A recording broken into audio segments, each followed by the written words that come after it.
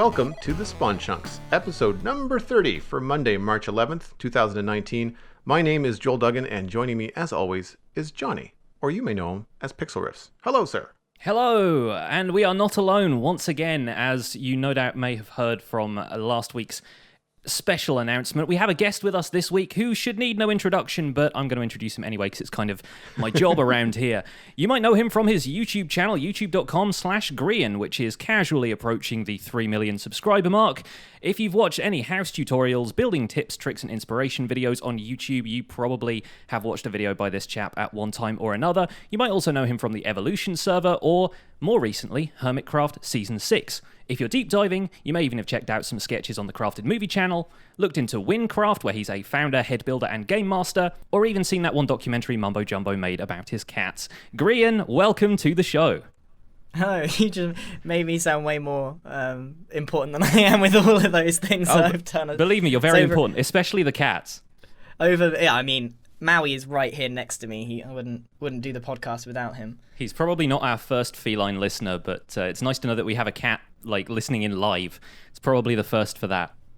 I mean, he's here when I'm recording every single time. I mean, he's like my shadow. He follows me absolutely everywhere. So occasionally I have to stop recording as he hits the microphone, walks across the keyboard, and he's like, "I'm leaving. Goodbye. Enjoy your recording without me." I can't remember if it was in the cat documentary, if it was in a different video of yours where you were vlogging and you pointed out that he gets up the is it one of them or the other? Is it Maui or Pearl who gets up the acoustic foam in your office and just walks along the top of it?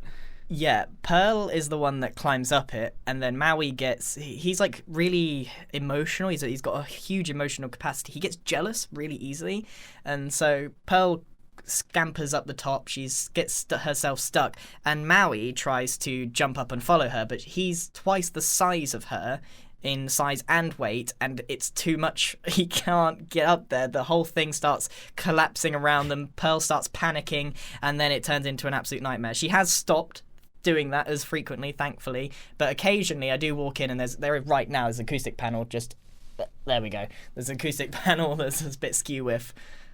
I'm waiting for them to add all of these behaviors to the cats in Minecraft. They're just gonna start tearing down your builds. Anything that's made out of wool is just gone. They need to start scratching any furniture that you make. There was actually something really funny in the documentary that Mumbo didn't quite get a shot of. And it was me having a little fight with Maui. So I got this bag of cat treats, and called Dreamies. They're like little biscuits, I guess. And I was showing him the paw trick because Maui can give paw, and then you give him a treat. But he's clever enough that he knows where they come from, and he tried to. When we weren't paying attention, he stole the packet. And then I grabbed the packet while it's still in his mouth, and we had a little tug of war, and the packet exploded. It ripped in half, and there was like a big firework full of Dreamies, and Mumbo's running over. Now, if you've seen Mumbo's big camera setup, it is massive, and he's trying to run over holding this gigantic camera, and he just missed it. It would have been such a good shot for the documentary, and I wish there was bloopers or something. I'm sure there's enough bloopers in there, but yeah, I mean, I really enjoyed making that cat documentary. It was fun. It was a lot of fun to watch, and yeah, even kind of cinematically speaking, it was really well shot and stuff. Mumbo does some really great stuff on his filming channel. I know Joel has been getting into that. You were watching a couple of the filming things that he's done lately.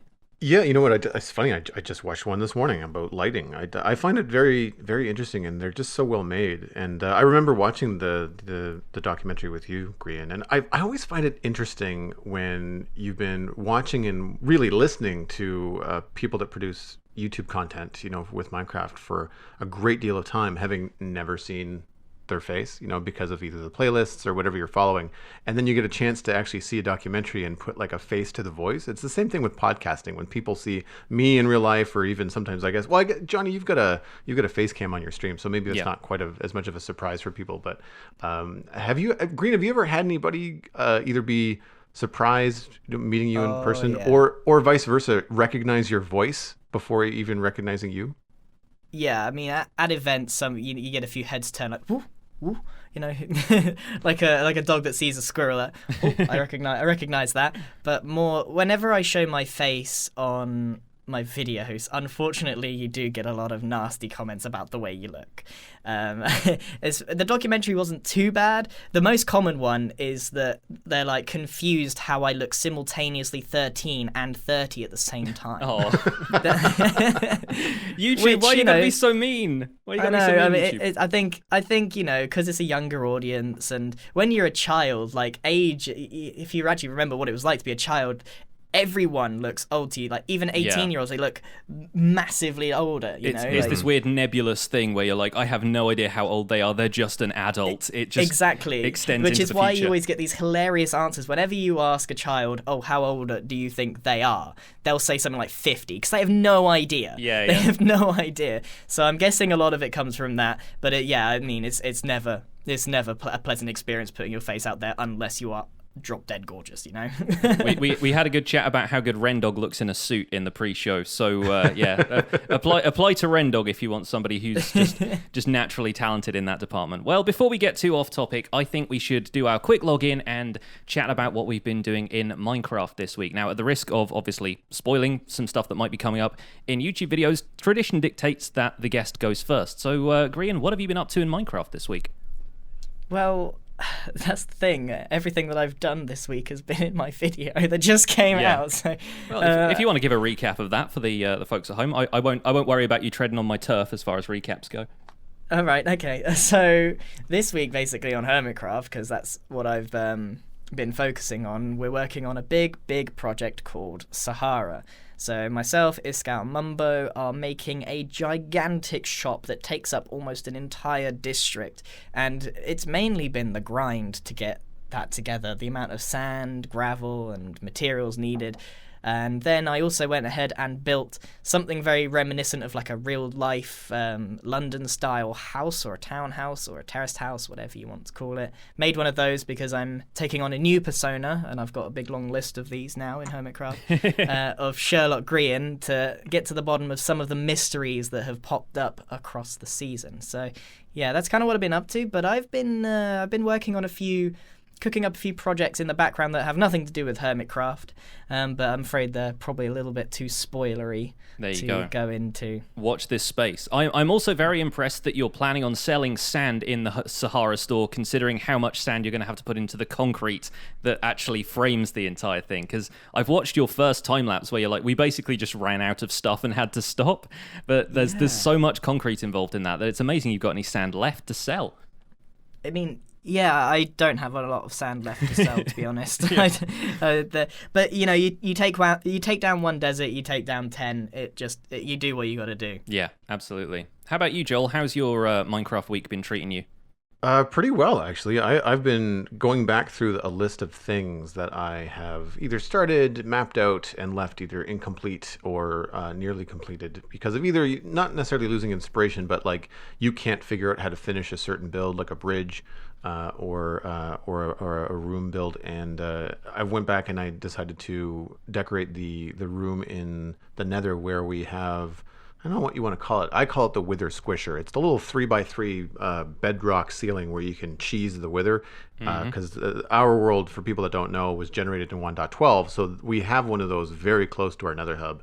And currently it was a netherrack box, which is horribly ugly. And every time I went there on stream, I was like, don't look. So we're just here to do the business side of this. It's not meant to look pretty. Yeah, and so the tunnel leading to it is all nether brick, and I've got a custom black nether brick texture, so I didn't want to do the whole room in black nether brick, because like, man, it's just going to be one big black blob when it comes to watching it on a video. So I wanted to do something a little bit more organic and fun, so I decided to base the room off of the Wither design. So there's a rib cage that kind of comes up out of the ground and curves towards where you put the Wither on this altar, and I have that attached to a spine, which sounds very morbid, but it looks cool. It looks more like a dinosaur fossil than anything really gross. And all of the walls are soul sand. And then I, for the very first time, attempted to do that glass fog trick where you do like glass and air for like 4 layers, I think. Mm-hmm. So when you're standing there on the glass floor, which is brown glass, which looks really good with soul sand, you look down and there's a bunch of gray glass and black glass below, and it just looks like it goes into a fog of like withered nothing. It's not a black void, but it just looks really creepy. And so I was really happy with that, because normally I've been doing a lot of like bridges and buildings and farms and things. So doing something organic with quartz for the rib cage and using some blocks I don't normally play with was a lot of fun. I had a lot of really great feedback on the stream too, which is fun. Yeah, what about you? I dropped into that stream for a little while, and it does look really atmospheric. How are you lighting that as well? Because there's definitely a light source somewhere, but I couldn't figure out where it was. So there is a piece of glowstone inside the altar. Right, and okay. It's pointing down towards the glass, and that's it. Because I was messing around with lighting underneath the fog effect, which is normally what you want to do. If you want to have like a glowing, I mean, I'm trying the example I usually use is Iskall has done it with like green, his Iskalium stuff. Yeah, in the And previous season of Hermitcraft.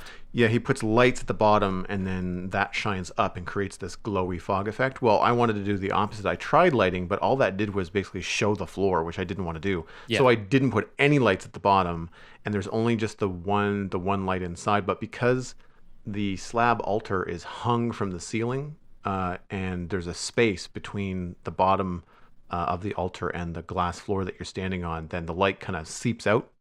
And lights everything, so it works out pretty well. It's I was worried at first because I thought it was going to be a little bit too bright, but once I removed all the work torches and all the things I needed to actually see what I was doing, it worked out pretty well.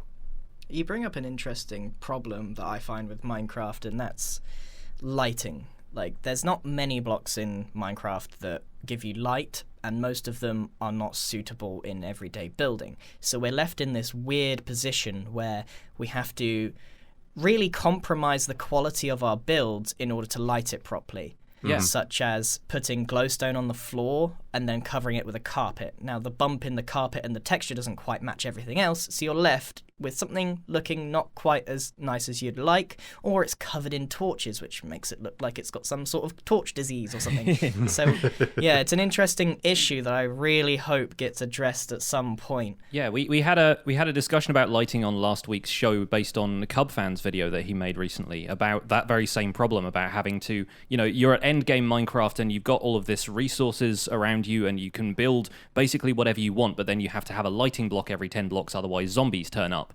And that just doesn't feel like where you should be at when you have mastery of all of the other elements of Minecraft. Lighting is still the thing that kind of gets away from you a little bit. So we'll see if that gets remedied in future.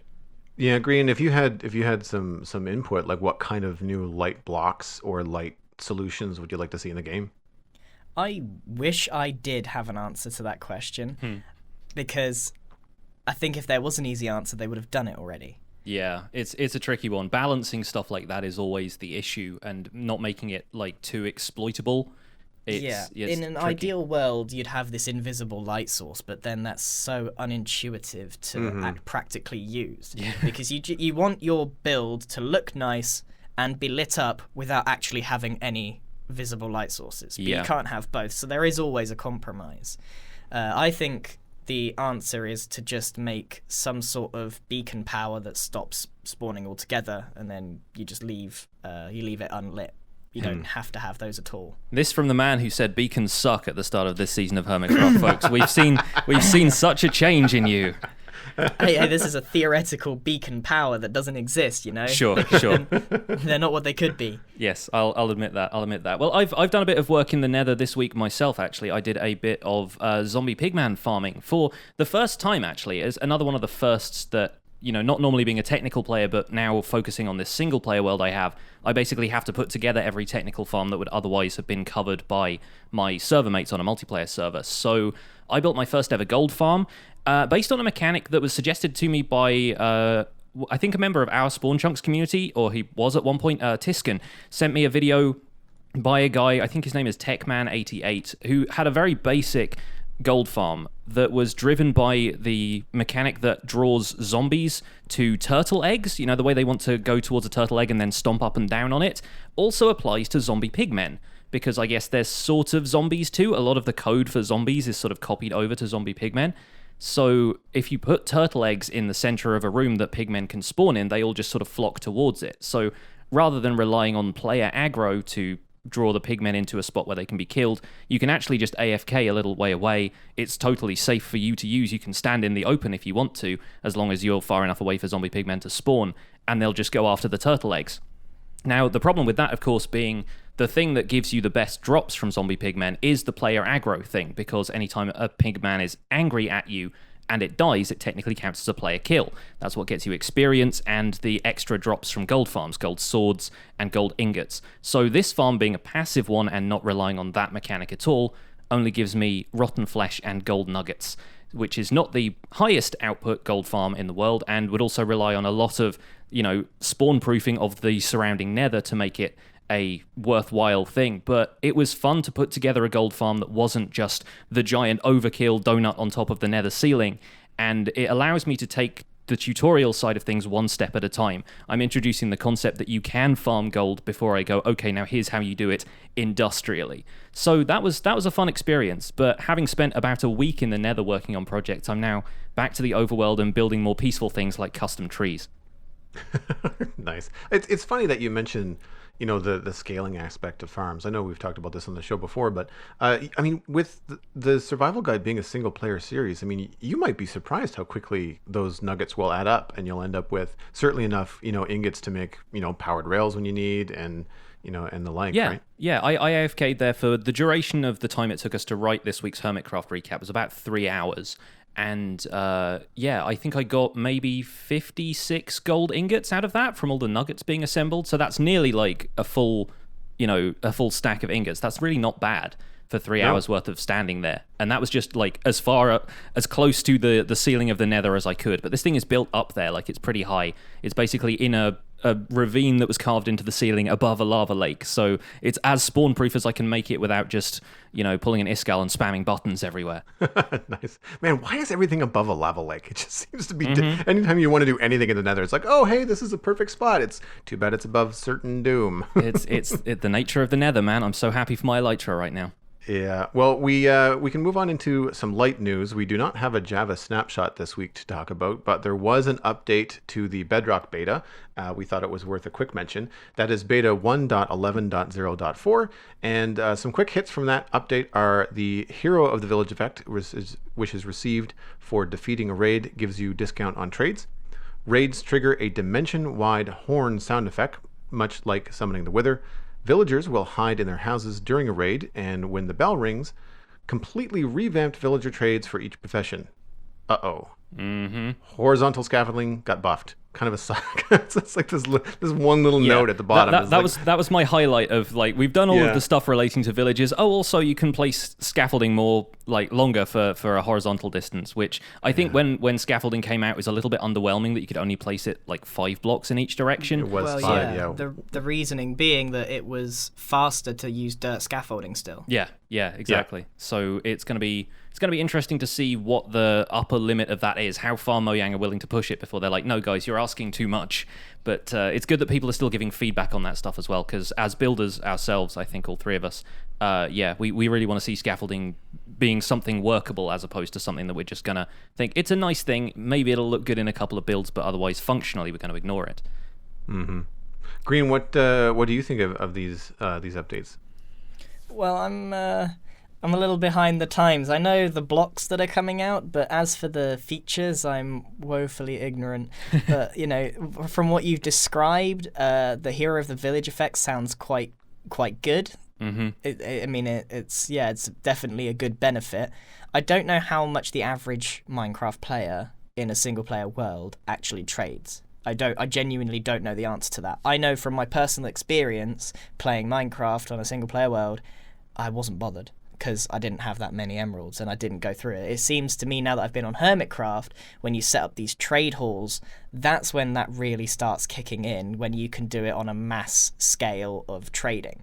Mm-hmm. I don't know how much the average player would benefit from something like that. I think that's kind of part of the point of this next update, really, is to encourage the average player to go out and seek out villages and make trading a more enticing prospect. But what they're also doing is like complexifying, if that's even a word, the village trading system for folks who are already familiar with it. So it's simultaneously like an encouragement to go out and trade, and then for everyone who's used to villager trading already, it's a spanner in the works, because suddenly some of the mechanics are going to work a little differently. Yeah, and I think they're probably right to address it, because it's very I'd say it's not particularly useful, like we said, for the average player, but it's great for like us on Hermitcraft because we can get a lot of things very cheaply. So yeah, I think an overhaul is due, even if it is going to mess up a lot of trading halls. So I don't know what completely revamping villager trades means. I honestly have no idea what that entails. I don't think they've told us either. Yeah, I think that's one of those Mojang notes, right? It's not in the changelog, in any great detail, but what I presume that means is that right now we're used to villagers all trading a set amount of things. So like priests will always give you the first two trades being rotten flesh for emeralds and gold for emeralds. What I understand is that maybe those trades are going away and being replaced by different ones. I think it's also going to be the case that the exchange rate for certain things is different because there is now this thing where you can trade with a villager just by walking into a village with an emerald. They hold up something you want to trade, and then you can just make a trade without going into the GUI. I believe that's how it works. Folks in the comments, the discussion after this on Twitter and so forth will probably correct me if I'm wrong. But okay, I think it might be the case. Is the idea to tackle this mass trading scheme that we're basically doing on Hermitcraft? Because I mean, here's the thing: we have these potato farms, pumpkin farms, melon farms, all of it. We then trade that on a mass scale with a farmer, who then gives us the emeralds that we need to buy anything we want, books, pickaxes. So essentially, we get free diamonds just from AFKing. Is it that this revamp will then prevent that from happening? I don't know if it's it's the end goal. I don't know if it's about preventing it from happening so much as just putting in a little bit more effort to make that happen, because so it's an unintended consequence. I think so. Yeah, it remains to be seen, because none of these changes have really come to the Java edition yet, so the technical players haven't gotten in and figured out how they can turn these mechanics to their advantage. Obviously, some folks who are in the technical community on Bedrock have been able to get in there and look at it already, but I feel like the majority of the community that wants not exploitable mechanics per se, but at least mechanics that can be farmed easily for larger servers, that tends to happen in the Java player base. So it'll be interesting to see what happens when, say, the SciCraft players get hold of whatever the new villagers do, and how we need to adjust things like trading halls based on the fact that villagers will now need to sleep and go to a workstation during their daily routine, otherwise all their trades start to lock up. And yeah, this is a really, really interesting conversation that I've had with Mumbo and Iskau, and it's something that we talk about quite a lot, because if they do seal up all of these exploitable things, Minecraft no longer becomes Minecraft. To quote Mumbo, he said, "Minecraft is beautifully flawed," and I love that, because it's very true.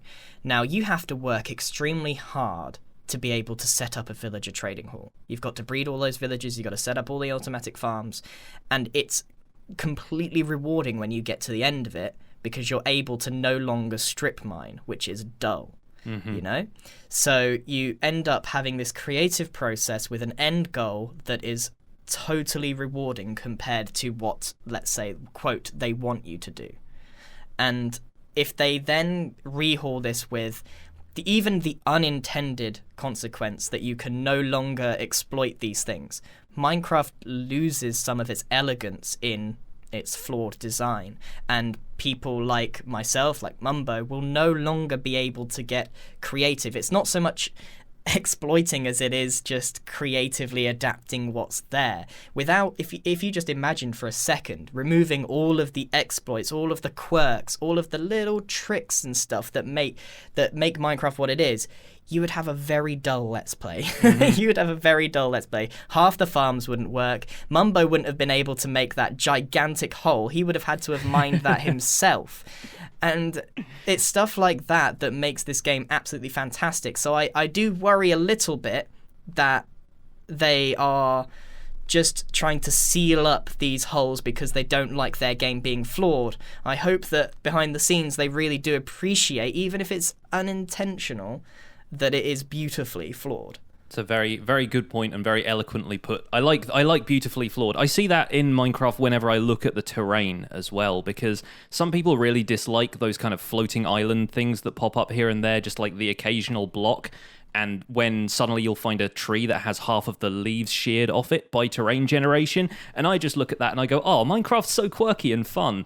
And not everything in it has to be perfect. And I like that philosophy. And yeah, I kind of echo that really. I do think that it's got to be in the forefront, or if not in the forefront, then at least, in a part of their mind has to say, so much of the creativity that we've seen in Minecraft over the years has come from these features not quite working the way you would expect them to in a polished, finished product, but the nature of Minecraft always having these new updates and evolving is introducing more stuff like that. And like Logical Geek Boy said when we had him on the show a couple of weeks back, it is better that they add features rather than take features away, whether that's unintentionally, like you say, through unintended consequence of revamping these features and polishing them a little bit more. It's best if things don't get taken away from that as a result.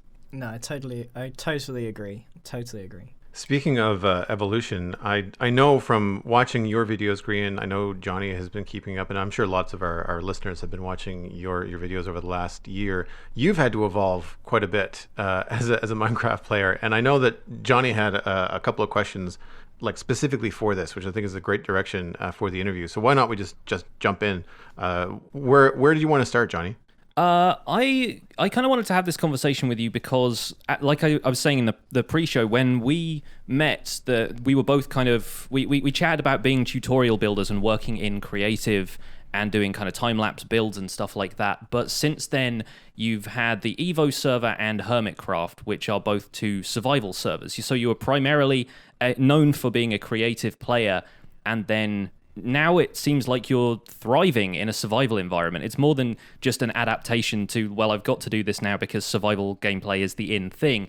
You are just innovating almost in a survival environment. And a lot of people in the comments of Hermitcraft Recap and the Hermitcraft videos I've watched are just really excited by the stuff you're doing on Hermitcraft. So I kind of want to talk to you about how you got to that point, moving from creative through to survival. And I kind of want to start with Evo. Speaking of evolution, was Evo just kind of conceived as like a fun idea to work up through older versions of Minecraft, or was that actually like necessary to educate yourself about the newer features? No, it definitely wasn't necessary. I could have jumped into a more up-to-date Let's Play. But it was an exercise that I had actually done a long, long time ago, but obviously the game has progressed so much since then. It was a fun exercise because it was a nostalgia trip for myself. Sure. I picked up Minecraft when it first came out, basically, when it was very, very bare bones. And I've recently actually been going back through some versions for spoilers, and it's a totally different game. Yeah. It feels different, it plays different, it's almost relaxing in a way. I find the current version can be a bit more stressful than it used to be. And at the time when I sort of revisited this idea of Minecraft Evolution as a series, I wanted to hit that nostalgic bone for myself because I could reminisce about a lot of the bugs that I used to know, a lot of the exploits. For example, you could place a couple of gravel blocks above your head. You stand in between them and you can see everything underground without taking full damage. And then you're able to see where caves were. Again, it was a beautiful little exploit, and it didn't really hurt anyone, So I wanted to reminisce about that, and I thought it'd be a fun exercise. It quickly became more of a almost story-driven when the Watchers were introduced, and that gave us a mechanism to actually progress through the versions without saying, hey guys, now we're in beta 1.4. Sure, yeah. You storify it to keep it entertaining for the audience, but then it's still... Exactly. Yeah, just kind of And I guess since the series is actually over, I don't actually need to keep the mystery alive too much. So I'm quite free to discuss it a bit more. The Watchers, this is I guess an exclusive because I've never really said this before. I did plan on actually doing a video on my second channel about this exact topic, but here we are. So the Watchers were always meant to represent the viewer. That's who the Watchers were. I mean, quite literally, the Watchers, the viewers of the game. And so whenever they interfered or intervened, it was usually based on the opinions at the time in the comment section. But no one actually ever caught on to this, and they thought that the Watchers were a real person. So when I left the series, because I left before it actually concluded entirely, I became a Watcher. I became a viewer.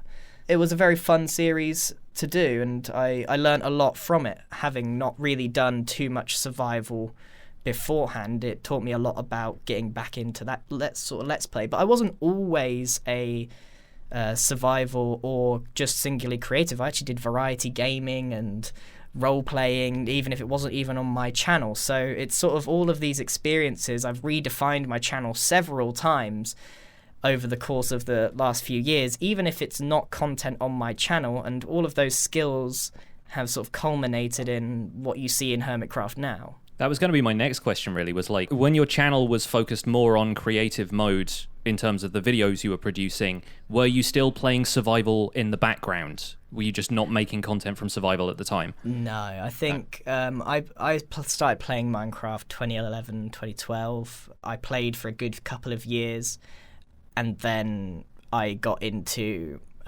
making machinimas and building and creative mode and all that kind of stuff, and I dropped survival from that point on. And I think I've got that horrible thing that I'm chasing the nostalgia dragon. I want that feeling I had when I first started playing Minecraft, and unfortunately I'm not going to get that because I'm too knowledgeable about the game now. Yeah, that's something I see people struggling with all the time. They're kind of like, how can I repeat the experience I had when I was new to this game? Like a lot of people seem to be chasing that feeling a little bit. So to flip the previous question on its head, don't want to confuse you even further. Now you are a survival player kind of primarily in the content you produce. How much of your Hermitcraft episodes gets planned in creative behind the scenes? Like how much are you? Zero. None of it. So you're building like the giant build height concrete base you've got. It was built just on the Hermitcraft server. Well, in the actual video, I went into a creative world and I just made some cylinders using World Edit just to show what I was trying to envision in my mind, but I definitely didn't plan any of it. I mean, that's why it's not perfect. The build is not perfect at all. Each of the segments of the modern cake, if you like, are different heights. Some are a bit squashed. It's not perfect at all. And I kind of like that, because if I'd done it in creative first, it would have been perfectly built, and then it would have been translated into Hermitcraft and it would have been built. But I've already sort of said that I kind of like the fact that it's flawed, but there's no way that I would do that build again just to get it right. I'm leaving it as is because it's just so time intensive. And for me, building the base was always a secondary, in the background thing. It was never the focus of my Hermitcraft experience. I think it's really interesting the license you give yourself to be imperfect when you're building in survival, because if you're building stuff in creative, then you've got all of the tools necessary to just break any block you want and spend hours kind of poring over details and get it right, whereas if you're building in survival, you kind of have to call it a day at a certain point, and there are going to be flaws behind the scenes just because of the nature of the restrictions that are being placed on you. Yeah, I totally agree. Once you've actually spent time, it's kind of like I guess it's kind of like drawing or painting in real life. You're much more accepting of the mistakes you make because there's no way you want to draw it all again. But if you took a photograph, you would take several over until you get the right one. Yeah, it's the kind of the instant snapshot that you can do. Exactly, but you always appreciate the painting that you did yourself. Yeah, I mean, it's akin when I do artwork too, digital versus, drawing on paper. I will sketch and try to get something decent before I ink it on paper, but I will spend far too much time in Photoshop because I have multiple layers. I can redraw the thing 3 and 4 times. Now, am I happier with the result? Sure. Did I spend the whole day on it? Also, yes. Maybe not the best use of my time. In some cases, I've noticed that it's nice to flex those skill sets of drawing things traditionally, because it just means you have to accept the happy accidents that happen when the brush pen doesn't do what you want. It's similar in survival Minecraft when you do something that's really large and you've either miscounted or you've got this thing that doesn't quite sit right with you, and you're like, well, I'm not redoing it, so how can we accept this and move forward and come up with a creative way of making it look the way that we want without having to just take it back to the foundation and do it again. There's always a certain degree of creatively masking mistakes, and that can end up, like you said, with a happy little accident. Mm-hmm. Yeah, I'm curious with the scale of the stuff that you're building, both with the new Sahara project, your own base, some of the other things that you've done on Hermitcraft. Has there been a significant change to your production day behind the scenes when you're making the videos, moving to Hermitcraft versus, say, the creative stuff that you used to do? I've always been a fairly slow worker. So I've never had a schedule on YouTube. A couple of years ago, I tried to do daily content because I thought it was the thing. And everyone that you spoke to said, yeah, you've got to do daily if you're at this level. And I tried it, and I didn't like it, and I never did it again. And I haven't had a schedule ever since. Behind the scenes, I have a mentality of it takes as long as it takes. And then you upload something that you're happy with. And for the most part, that's worked out for me. However, there comes a point where you haven't uploaded in 2 weeks and you're like, yeah, I should put out a video. Yeah, it's always the struggle as well, because YouTube relies so much on frequent uploads to promote you in the algorithm. We think. We don't really know. So, yeah, I mean, I've been doing daily episodes, or week daily at least, for the Minecraft Survival Guide, and while it's a routine that I wish could slow down, part of the momentum also sustains me and keeps me creative. And obviously different people have different ways of working, so clearly you haven't found that kind of thing is for you. But yeah, it is further down the line going to require me to either start rescheduling, so I adopt a when it's done mentality, or I have to really thoroughly plan my time if I'm going to be putting out a video on a larger project one day, and I don't want it to take basically the entire week's worth of videos where I'm going, okay, still working on this project for another 3 hours of the day. You know, I can see that becoming an insurmountable obstacle as you get bigger and bigger with the stuff in these series. But yeah, it's good to know that you've at least got a handle on it. I feel like that's part of the YouTuber mentality that gets to a lot of people, is balancing, I want to create something and I want to fulfill my own creative impulses, versus I have to please my audience by getting something out yesterday. I mean, I could speak with you for 10 hours about how I think YouTube is. Yeah. And the things, one thing that irks me is when YouTubers speak to each other, they say all these things that are guesses, because no one really knows at all. And even you saying, you know, you feel like you have to upload frequently, I would then disagree. Mm-hmm. But the problem is, what works for me almost certainly won't work for you. Mm-hmm. So you almost have to find your own, as cliche as it sounds, you have to find your own space on there. But I hate these little rules or whatever that work. It should always come down to the content itself. If the content is good, people will go and watch it. Mm-hmm. And then all of the other stuff comes later. All of the titles, all of the thumbnails, etc. That comes secondary to the content itself. Because ultimately, watch time equals longevity on the channel, on the platform. Going back to Hermitcraft, if you're building in survival now, you're obviously kind of participating in a much slower building process than in creative. But I feel like that's part of the reward of playing in survival, having kind of earned the fact that you're building these materials. And so when you finish something huge like your base, it feels a little bit more satisfying. Even though, like you say, it feels imperfect, there's kind of a satisfaction in that. Where do you land on that? Is a survival build more satisfying to complete than a creative one, or are they just two different flavors?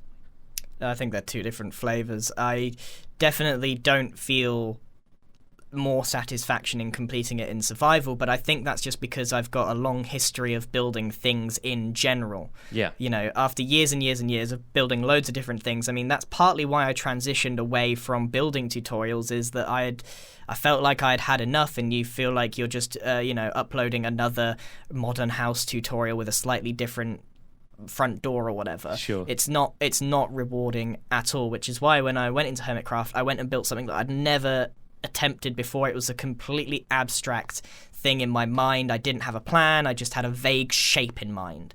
And I think it worked out quite well, but it wasn't necessarily as satisfying. Like I said, the building for me, I'm sort of using my skills that I've learned over the years in Minecraft building to aid me in Hermitcraft, but it's never the focus of what I'm doing. You'll notice that when I do buildings, it tends to be a minute-long time-lapse. If I really wanted to make it long, I would, just film myself first person building and talk over it, and it would take up a huge amount of time. But it's not the focus, it's something to get done. Do you think a lot of your creativity comes from spontaneity then? You're just kind of throwing yourself into it without a plan? Is that when you feel like you're at your most creative? Or is it more like, do you get more creativity out of planning stuff to begin with? Most of my ideas come to me outside of being on the computer. Sure. So I usually, it could be, I'm heavily influenced by the things that I watch, the TV shows that I enjoy, the emotions that they make me feel. I'm like, I want to make my audience feel like that. How can I tackle that? How can I create this? For example, at the end of Minecraft Evolution, I really wanted to make people a bit sad that it had ended. And the way that I went about that was having this big Ender Dragon fight where I would then become a watcher, and then I wrote out the script at the end that was meant to sort of reminisce about the series, and it played the Evo theme tune that I'd used the entire series, but Family Craft Dad, actually, I got him to remix it to make it sadder, Nice. make like a slower version of it. So I tried my best to sort of hit some emotions, but that's just because that's how I wanted the series to end, you know? I really dig the stuff that you do, we'll say outside of like the gameplay aspect of Minecraft. Things like getting, Family Craft Dad to tweak the music and rewriting the scroll at the end of the game. Like that kind of stuff is really immersive. Sending Iskal a written invitation to join an my organization on the that was Hermitcraft server. my next point. Yeah, like I cackled in my living room watching that episode, going like, he really is. Is that a wax seal? It's like, oh my god. Yeah, so good. I don't know. These ideas, basically, when an idea hits me, it really feels like it hits me. It feels like it slaps me on the head. So this just came to me when I was playing games with, I think, Ren and Iskal, and I was like, hold on, this would be funny. Because I've been pondering how to invite Iskal to Architects, and he obviously kind of semi knew it was coming because of Iskal Architect lol. All of the people went and commented Iskal Architect lol in big capital letters, so he kind of was onto me in a way. So I was like, right, I can't just go and build something in his base and that's the invitation, although that's what I think he was expecting. So I was like, I really need to surprise him, shock him in some way. Now, I didn't know his address or anything, so something in the post I thought would be the way to go. So I got his address from one of his friends, and then I just went overboard. And this idea of like a Hogwarts-style letter took hold. I started looking on Fiverr for people that might be able to do it. And then I was like, right, we got to, I don't do things by halves. I don't compromise on quality. I'm getting a wax seal. And, it took me a week to order all of that in, and I had a really good time doing it. And I mean, wax sealing is incredibly fun. I was just there's like an empty envelope with like 10 wax seals on it because I was just practicing. I was going to say, do you plan on using that for anything else now? Are you going to send out like official documents to Mumbo as well in the post whenever you want to start work on something? I think it was a one-time thing, and I think that's okay. Yeah, and you've got that seal now. You've created a memory for yourself at that point. That's going to be something, an artifact of sorts that you can keep around as a reminder of this time, which is it's a prop. I'm a little bit upset that I won't get to keep the letter. I want Iskal to send it back so I can put it on the wall. Like, give it back. Give back the invitation I sent you. Well, he can send you a photo. Apparently, he's going to frame it. I saw his reaction video. Yeah, I wanted to frame it though. Just do another one and just frame the one that's got all the test seals on it. Maybe definitely really high engagement stuff too. Like I enjoy that kind of camaraderie and engagement that you bring to the Hermitcraft server. And I mean, you're not alone, but you seem to be at the center of a lot of the server community activities on Hermitcraft this season. So things like the game of tag, the prank war, and I'm just wondering, like you mentioned, some of this stuff comes to you kind of off the cuff, but once you have the idea, how much of it is carefully planned behind the scenes, like say the prank war or tag? Well, I don't want to pull back the curtain too much. Sure. But obviously with something like the war, a certain degree of organization has to happen because it's a huge group of people. You can't just say, right, guys, let's have a war. You've got to have meetings to say, like, right, guys, let's make sure we schedule this properly so, your uploads don't go out of sync so that people can follow the story. But when it comes down to what is actually made, that's down to the Hermit. Like, that's down to their content. We don't typically tend to interfere with, I don't tell anyone what they should upload. But yeah, a certain degree of organization has to take place with a project that involves so many people. Otherwise, it would have been a colossal mess, and it probably wouldn't have ended up where it did.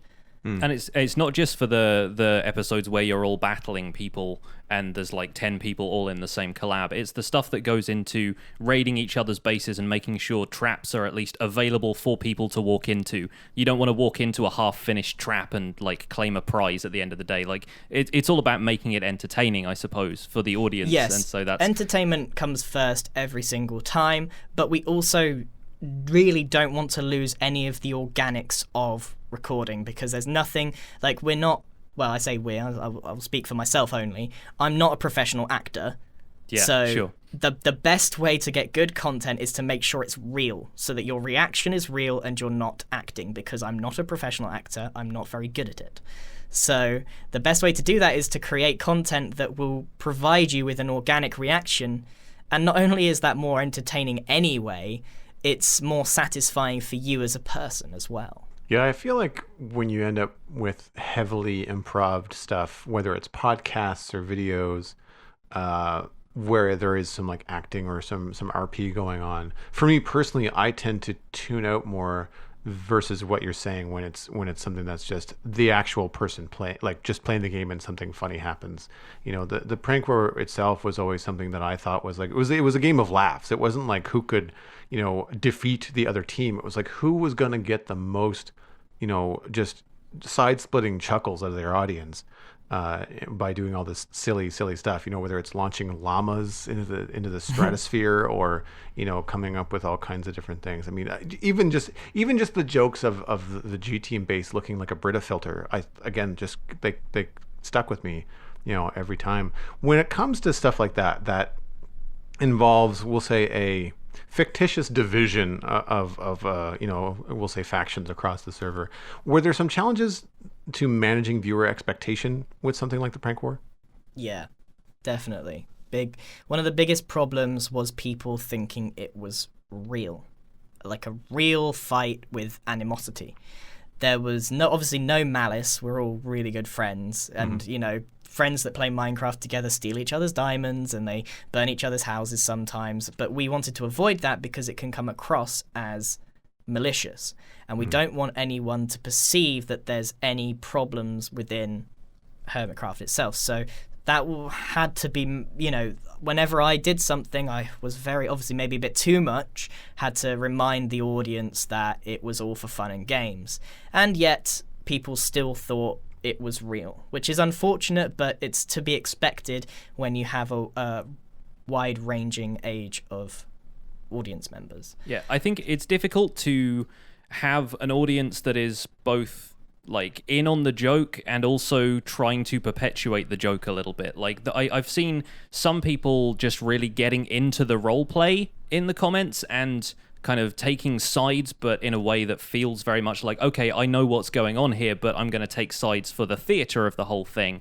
And then there are people who, you know, it becomes difficult to tell because of it, like a lot of the comments happening in text. So if people aren't necessarily expressing really malicious language, but they're saying, you know, oh, I hope Team Star loses all their lives and dies, you know, there's a couple of different ways you can interpret that, but you can usually tell, actually. It's interesting you say that, because you can usually tell that those that are getting involved, because they tend to be, you can just the tone of the comment, but there are people that spam angry emojis and say, I can't believe you've done this, kind of thing. Writing in all caps and stuff. Yeah, you know that person thinks it's real, and by their reaction, you can tell that they really didn't quite get it. Yes. Which is unfortunate, and for me that's something that I want to learn from, because obviously I don't want my audience ever to get upset at anything that I upload. So managing viewer expectations is something that's almost an impossible task on YouTube, because you will never ever make everyone happy, but you can definitely try your best to make them so. Yeah, especially with an audience the size of Hermitcraft as well. Like, there's always going to be like a variety of people watching, and you know what works for some people doesn't necessarily work for others. But it's good to know that that's at least like in everybody's minds, and just trying to make it as fun as possible without seeming malicious is always going to be the best way forward for a group collab like that. Yeah. So we may as well move on to some questions from our listeners before we get away from that too much. We've got a bunch of really great, and I want to thank our community for a start for doing what we asked and sending in really thoughtful questions. We had a bunch of mail, any of which we could have read on the show, and it would have made for an interesting discussion. And sorry if we can't get to yours, because we had a larger volume of mail than we are used to, we could say. But we picked out a few emails here that we thought would be great to chat about. And the first of which is from Redstone Pixels, who says, "Hello, Joel, Pixel Riffs, and Grian. Love the podcast. I don't normally listen to podcasts, but Spawn Chunks is great to listen to while I'm grinding or building projects in Minecraft. So the question for Grian is that he changed from creative to survival recently. Is he satisfied with the current survival building mechanics? Is there anything he would add to the game to help with survival building, like maybe a builder's wand that lets you place 2 or 3 or more blocks at the same time, maybe with enchantments that could scale up the amount of blocks you can place? Thanks, Redstone Pixels." So obviously we talked a little bit about scaffolding earlier on, but obviously that's a feature that is now planned. Do you think there's anything that hasn't been announced that could maybe improve the way survival building works? Yes, I think there's many ways. So, I mean, let's go to creative building first. I think there needs to be a vanilla way of having world edit.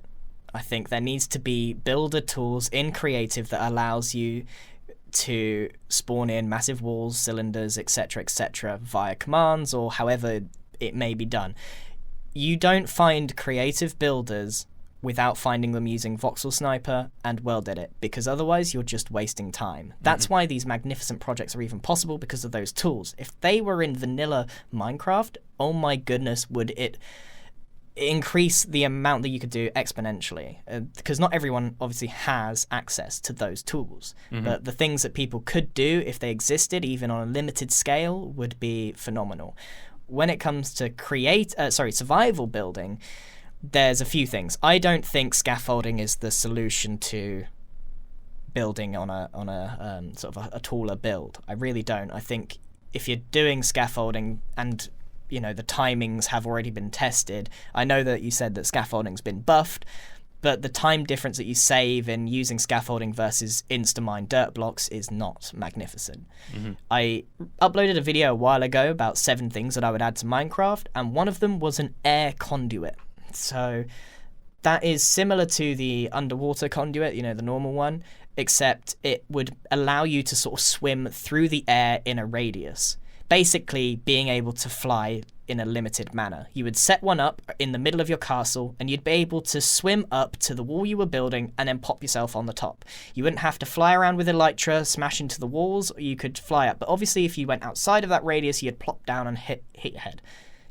So being able to sort of swim up a wall and place blocks as you were going, it would be infinitely better than scaffolding. But I don't think that something like that would be it wouldn't kill scaffolding dead in the water, because it would be an absolute nightmare and expensive to set up, just like a real conduit is anyway. You'd have to gather the blocks, you'd have to set it up, you'd have to power it with whatever it may be. I mean, obviously this is all hypothetical. But I believe that would be the way for the end game builders who are working on these giant projects to, be able to swim between the gigantic build and fly around essentially. And even if it's only limited, it would just give you something that isn't a dull, monotonous scaffolding block. I feel like the scaffolding block is something you do early on in the game. There needs to be something for those end game players like we have on Hermitcraft.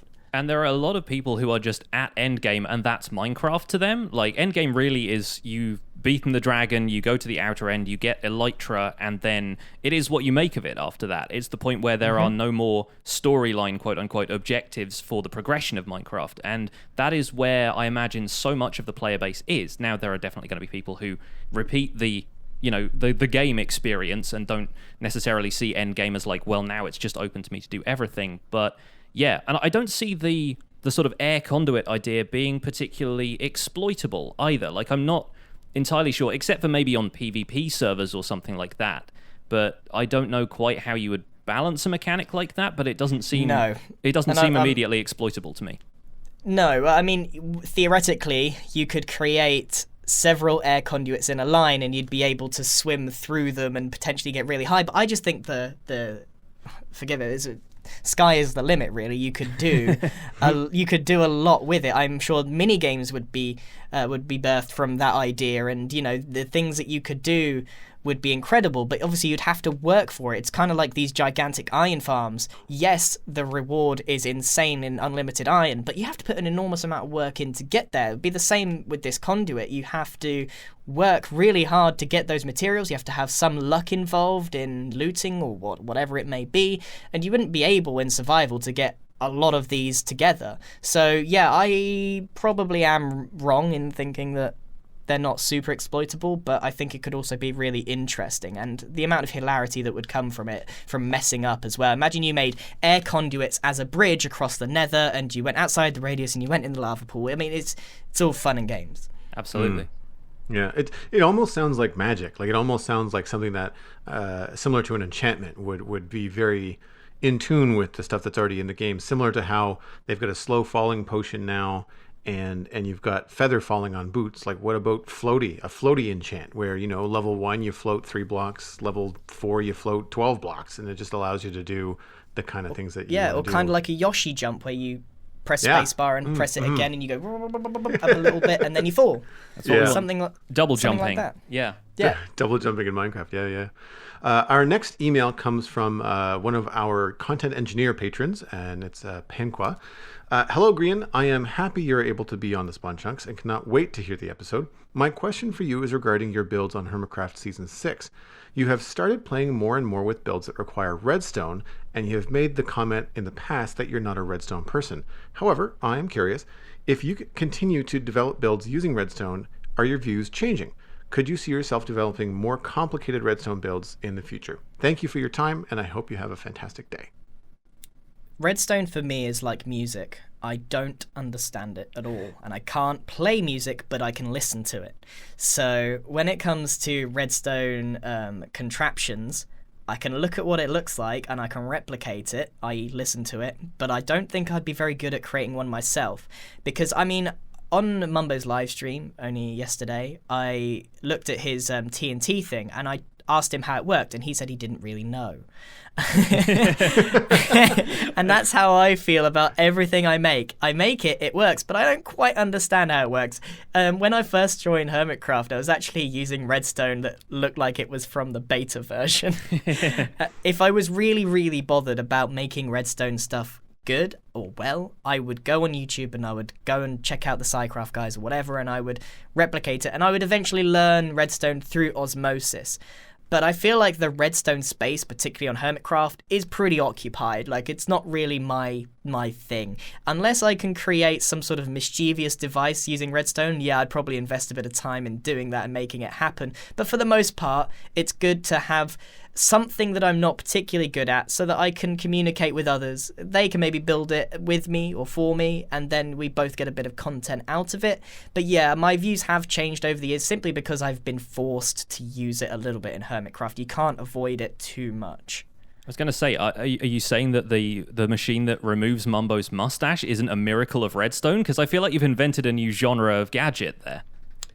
I mean, I'm not denying it. I am a redstone genius when it comes to mischievous contraptions. Yes, absolutely. And I actually did that. I did, that's okay. Familycraft Dad did the music. I did admit I can't do music. He gave me the note blocks that I needed to do. But yeah, it is actually well made, that one. But I mean, it's with the fireworks and stuff. It's not the worst kind of redstone you can think of. It. I was about to say it's not rocket science, but technically I guess it is. It is rocket science. All right, well, we'll move on to the last question here. This one is from Rouge Spark and is a nice quick one, really. It says, hello, Pixel Riffs and Joel, and Grian as well. I would like to ask Grian what he thinks of the 1.14 update so far, and this may be quite a handful, but I'm just very curious about what Grian thinks. Best regards, Rouge Spark.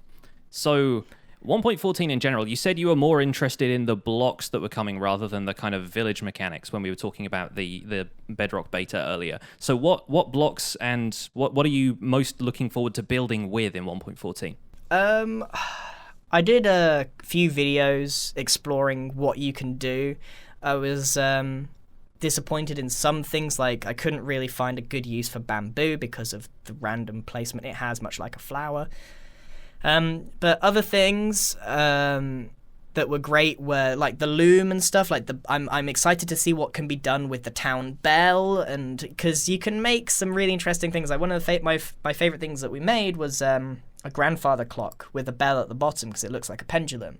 I'm excited to check out the weirder shaped blocks to see how they can change existing builds. Like I think is it the stone cutter, the big square thing that rotates? Yeah, and it's got like a circular saw kind of thing on the top of it. Yeah. That one I couldn't really think of too much. Maybe like prison wall or something. And what's the other one with the stone that rotates with the what's it called? It disenchants stuff. Oh yeah, the grindstone. Grindstone, that one. I mean, that one is a brilliant one because you have a lot of options. It's a unique shape and it's smaller than a block, so it makes small scale builds much more interesting. I'm excited to try those out. However, there's some things about 1.14 that I'm not too enthused by. And it goes back to something that I was going to bring up earlier, but I didn't, and it's what I call the zombie problem with Minecraft.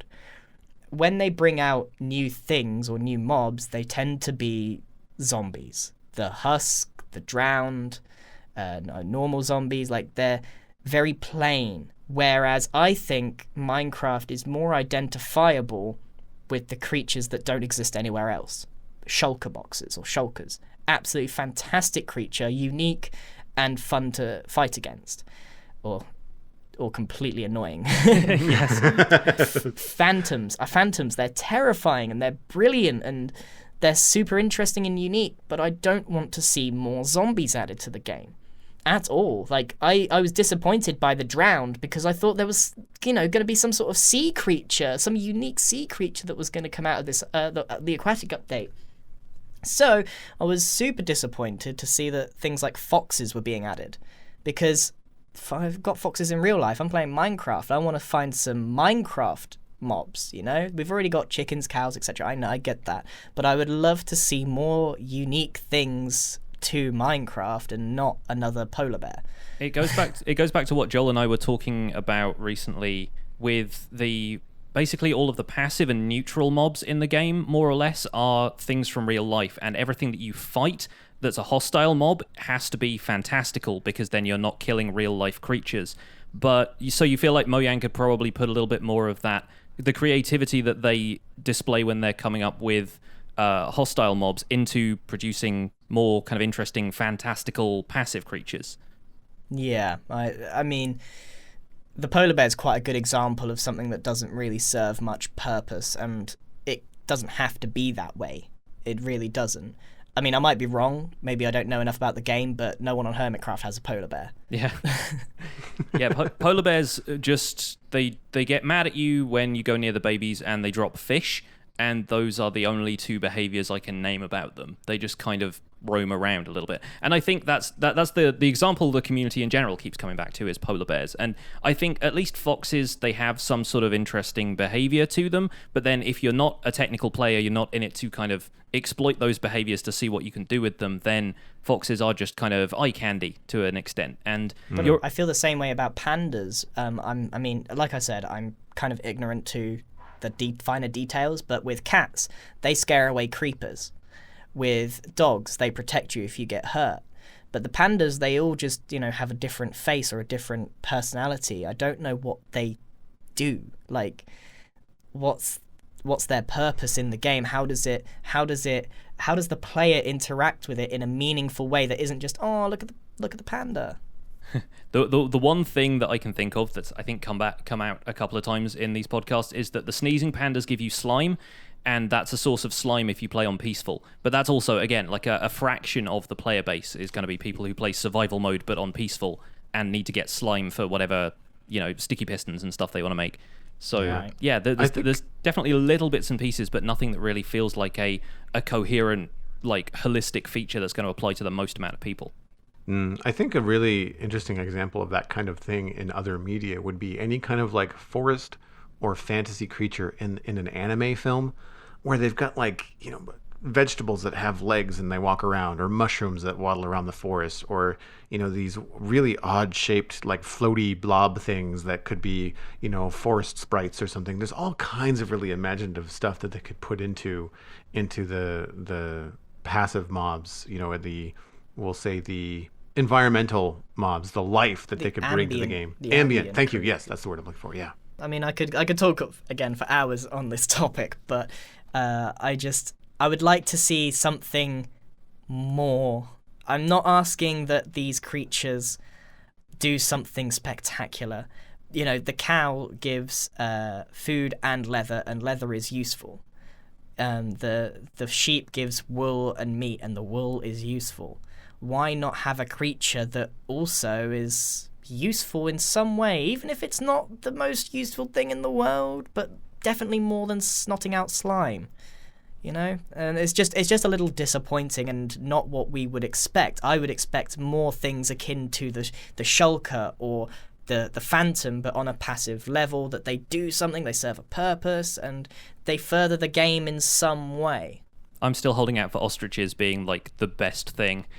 Whenever they update savanna biomes like they said they were going to at Minecon, I'm thinking ostriches are just going to revolutionize the game. I mean, a good example is llamas.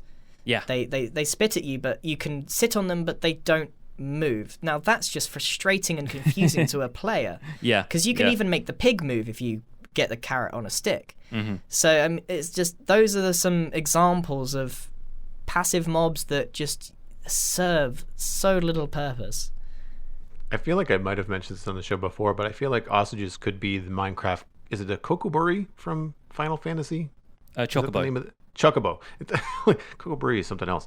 But yeah, Chocobo. Like being able to jump on an ostrich and ride it like a horse on speed would be hilarious. I think just ripping through the savannah on the back of an ostrich, bouncing around, and seeing a Minecraft, like a blocky Minecraft player fly by would just be very, on an ostrich that makes weird noises. I think it would just add a lot of humor into an otherwise kind of questionable addition. I'm like, ostriches, really? Of all the animals, that's the one you're adding? Ostrich racing, man, I'm telling you, is the future. I mean, yeah, that's the first thing that jumps to my mind. It's an incredibly fast way to travel, but it could be that the ostrich kicks you off and you go flying because they're a bit more untamable than a horse or something along those lines.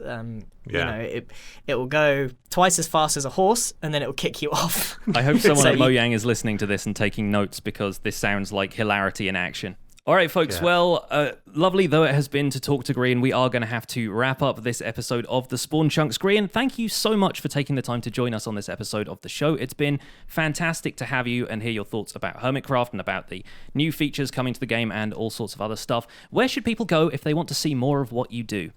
I think I'm going to be really cheeky here. Can you guys check out my second channel? Because I'm trying to get it to 100k without doing much work. It's like those people you see in the comments who are like, can we get to 100,000 subscribers with one video? Is it going to be one of those situations? Yeah, exactly. So go to Too Much Grian and get me to 100k so that I can get another plaque without doing much work. Cheers. Perfect. And you're also youtube.com/Grian as the main channel, at Grian. Yeah, the second one. Yeah, the second one though.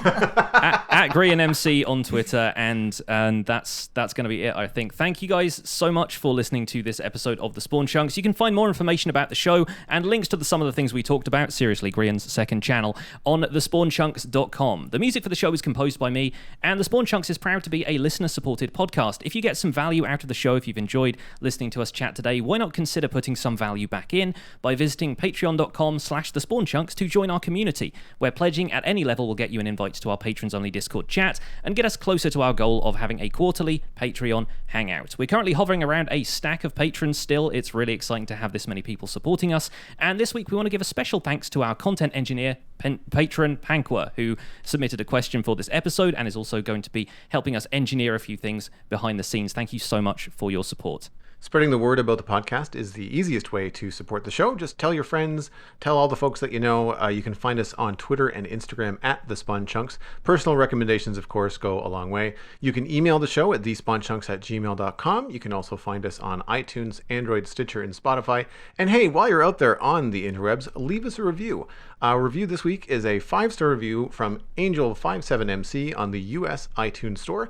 This is from February 2nd. We're still catching up on a few of these older reviews.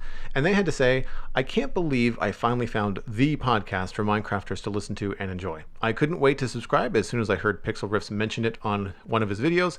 Highly informative and very interesting topics, especially for beginners like me. Can't wait for the next episodes. Thanks so much, Angel. That is very, very kind of you to say. For those of you looking to subscribe to the show, you can find the RSS feed is linked on thespawnchunks.com. The patron-only RSS feed is on the Patreon page, and that is the only place where you can listen to the render distance, the extended version of this podcast. My name is Pixel Riffs, and you can find most of what I do at youtube.com/pixelriffs, where I attempt to make sense of this crazy and wonderful game in a series called the Minecraft Survival Guide. I'm also the voice for the unofficial Hermitcraft recap, which you can find through a quick YouTube search, and I stream 3 days a week on Twitch, where I am going hell for leather on the Minecraft Survival Guide world and starting to build some of my city in the kind of off-camera spaces between videos. Aside from that, I'm at Pixel Riffs on both Twitter and Instagram. Joel, where can people find you online? Everything that I am doing online, including my illustration and design portfolio, is at joelduggan.com. If you're interested in hiring me, just drop me a line. I recently did some work for a guest of ours, Whip. I helped him out with a new channel identification for YouTube and an outro screen, so that was a lot of fun. If you're interested in that kind of stuff, drop me a line. You can also find me on the Citadel Cafe podcast on Wednesdays and on youtube.com/joelduggan, where I post new videos a few times a week. Most of it is Minecraft related. You will feel right at home. Thanks for visiting the Spawn Chunks. The world outside is infinite. Tag, you're it.